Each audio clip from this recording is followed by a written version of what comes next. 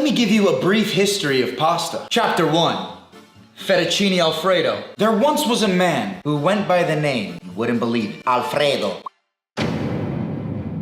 He is the inventor of fettuccine. He was a restaurateur that invented the dish for his wife. She was struggling with nausea during her pregnancy. He decided to make this simple pasta dish of a creamy butter emulsion with fresh Parmigiano Reggiano. Not Parmesan, is a special aged Parmesan cheese. To begin this simple dish, we're gonna make the pasta homemade. It's actually a lot easier than you think. Right here is about 1.5 cups of flour. We're gonna dump that down and make a nice little well in the middle. We crack in 2 eggs, a little drizzle of olive oil, and a small pinch of salt. And now we're simply gonna slowly stir. You wanna incorporate the flour and keep stirring it up, like you're scrambling eggs. And now once you got this crumble, you wanna start forming the dough ball. All you really gotta do is just squeeze everything together. It gets a little messy, but the fun things in life get a little messy.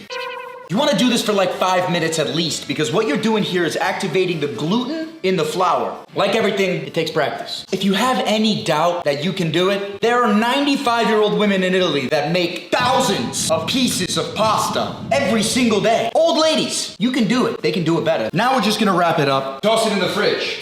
Give it about 20 minutes. Wait, don't hit babies. To make things a little easier, I got some semolina flour, sprinkle it on top and all over the board. Give it a nice press and roll it out. Now we roll it through.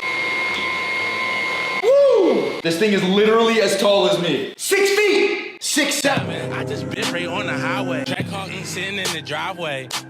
Now I've got to square it off and make this about as long as some fettuccine. And now we go in with the fettuccine piece, and then we repeat the process. After a couple steps, you got your pasta. Whole stick of butter, melt it down. Drop in some salt, put a little more butter. Now let's cook the pasta. Homemade pasta, just a few minutes it's done. To make sure the butter doesn't burn, gonna go in with some pasta water. Gonna make it more saucy. After about 2 minutes, toss in your fresh pasta. Another splash of pasta water. Grate in that fresh parm. Small pinch of salt. Scrunch of black pepper. You see the cream that created? A beautiful dish for a beautiful plate. Wait, a beautiful plate for a beautiful dish.